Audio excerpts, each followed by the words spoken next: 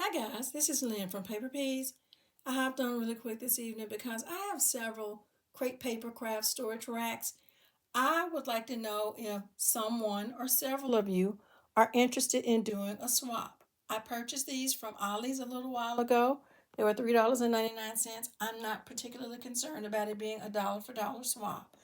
But a while back, I was in the process of getting ready to reorganize my craft room a little bit. And I thought these would be a wonderful way for me to organize some papers. And since that time, I've gone into a different direction. And so rather than just allow these wonderful racks to just collect dust, I would rather for them to go to someone or several of you out in our wonderful crafting community that would be able to get some use out of it. So if you're interested in doing a swap, could you comment or could you reach out to me via email? I think it's in my description or it's on my channel. It's one of the two, but you'll be able to find me. But if you're interested, by all means, please reach out. We can work out the details as we always do. Thanks so much.